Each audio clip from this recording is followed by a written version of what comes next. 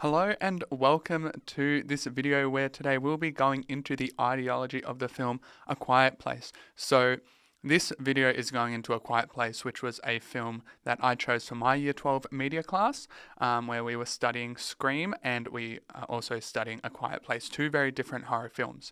So today we're going to be going into A Quiet Place, which released in 2018, and we're just going to touch on some of the ideologies that may be present within the film.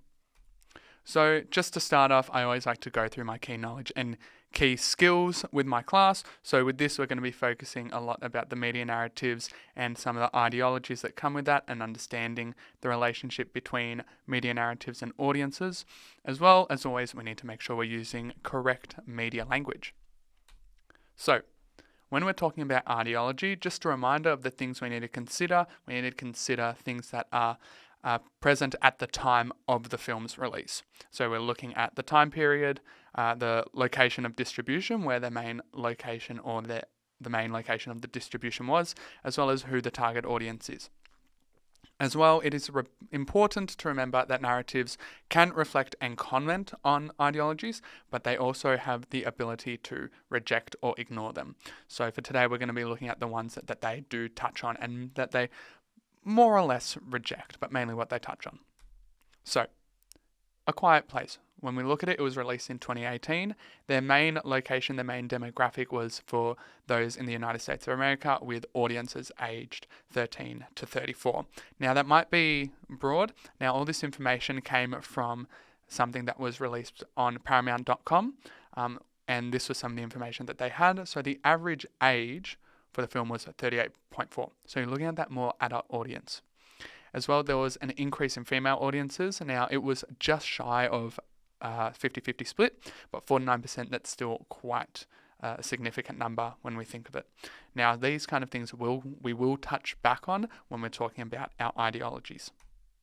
So, when we are talking about horror, we sometimes, or a lot of the time, there are a lot of horror films where there are political messages or things that are touched within the political world that are explained in horror films.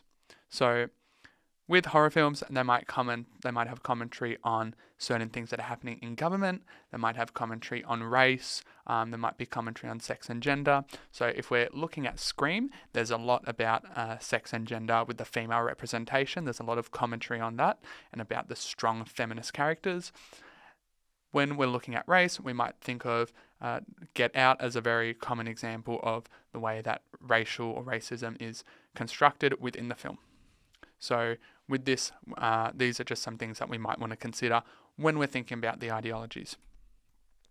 So, Quiet Place, the director, writer, and also the star, John Krasinski, who plays the father Lee in the film, he created the film where he wanted his message to be about family. He never had any political intentions.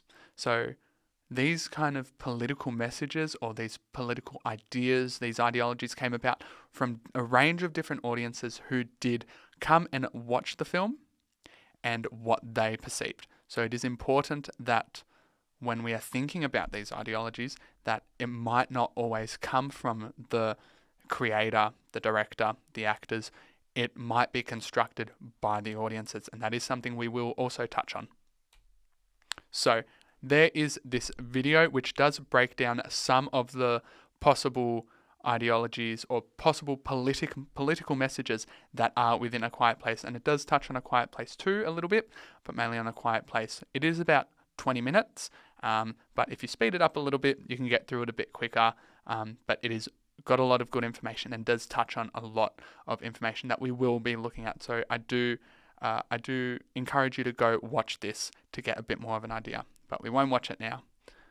So when we are thinking about A Quiet Place, we need to think about what the main ideologies are that are present. But if we come back to what we said about the audiences, maybe it's better if we think about what ideologies have the audience read in A Quiet Place, or audiences. Because remember, they might have a target audience, but there's many different audiences that view that. There are many audiences that view films or any kind of narrative or consume narratives. So some of these ideologies, or two that are very common. So we have our patriotism, these ideologies of patriotism, and then also feminism, which we have touched on, or I've touched on with my class with Scream. So there are those common ideologies, but we will go into them, of course. So patriotism, this is a quote from a reporter from Vox. So about A Quiet Place, it was the first major post-apocalypse film drawn entirely in the Trump era. So during his start in 2016 up until the creation and the distribution of the film in 2018, he had incited a lot of fear in the country of the USA. Mainly this kind of fear of the other, which was there's him doing press releases about Mexicans and about how they are all drug lords and drug addicts, and these are very negative kind of phrases, very negative words against the Mexican people, which incited a lot of fear within the US community, which then led to a lot of people acting negatively towards Mexicans. So there was some audiences that did link this understanding of the fear of others, so in this case the fear of monsters, and there was that idea of, fighting back against these others, just that might put families in danger. So that was a very big thing within the film. There was very much about protecting the family, and that was the father role, but then also the role of the mother, which we'll touch on these roles of gender. As well, within patriotism, there is this idea of a nuclear family. So they are a very generic family, mother, father with two children, and they do have a third. So a nuclear family, it's defined as a group of people who are united by ties of partnership and parenthood and consisting of a pair of adults and their socially recognized children, which is something that we can touch on when we think about socially recognized people. We can touch on about the disability and how that is becoming, there's still a fight happening with people who do have disability and fighting against this ableism. It's still an ongoing battle, but we can discuss about how, the character of Regan, who is played by a deaf actress, and how it incorporates within the film. There's also this idea of patriotism, that the men will stand up and fight for the family, those classic old school men and women roles where the men are the providers, whereas the women are the caregivers. So an example here is there's a lot of shots where Lee is walking around their property with the gun, that classic idea of the guns being the thing that protect the family. If we're looking at the amendments, Second Amendment rights within America, there is also Lee sacrificing his own self for the protection of his family. That also links to patriotism. There's also a link between religion and patriotism.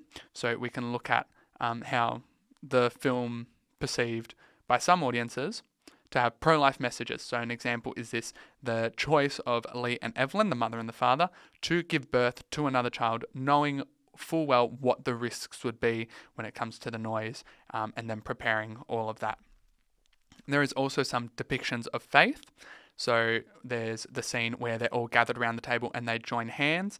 They might not speak any words or say any grace, but it is still implied to some audiences that it is this strong connection of faith bringing them together. That idea, again, linking back to the nuclear family, that idea of patriotism.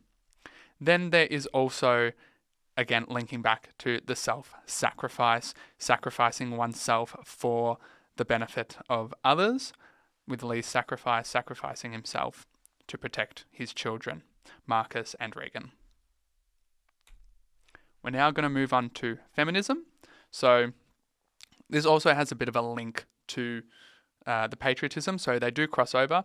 So I've put there, the film shows these patriarchal conventions of family. So these old school conventions of the women, they are the ones who cook, they're the ones who clean, they're the ones who look after the kids, educate them. The male is the provider, the hunter, the protector. He's the one caring for the families. However, similar with Scream, how they counter these feminist ideas, or these female representations, putting them in a more positive light. The women in this film are the ones who actually do end up figuring out what the weakness is. So Regan with her hearing aid, figuring out and understanding how the feedback from that is the thing that is their weakness. And then you have Evelyn, who is armed with a gun. She's the one that deals the final blow. She's the one that kills. It is this strong female representation about, the strong female representation of these female characters that they don't need. They're the ones that can be the protectors. They don't need to live with these patriarchal conventions. So this, I thought, was a very good quote from that video, which really explains the idea of perception and the audience's perception of these ideologies and understanding the narratives. So I have two. First one here is, in the end, it's what the audience takes from a piece of art that dominates its public narrative and what it means to people. So this is very much commenting on the way that all these audiences have perceived the different political messages that they thought that John Krasinski, as the director and the writer, put into the film. So commenting on the political landscape of the US at the time, commenting on this fear of the other, commenting on this patriotism, this feminism, things like that. There's also another quote here: sometimes a film's perceived message depends more on who's listening than what it's actually saying. So there was a lot of discussion about what John Krasinski said, how he was mainly focusing on a family and how they came together, and not really on the political messages. But it's those people who are looking for those political messages are the ones who are listening to that, are trying to look for that. So that is the end of this presentation looking into the ideology. Very quick, but just gives you an idea of the kind of ideologies at present. So even if we want to, we can look at some examples.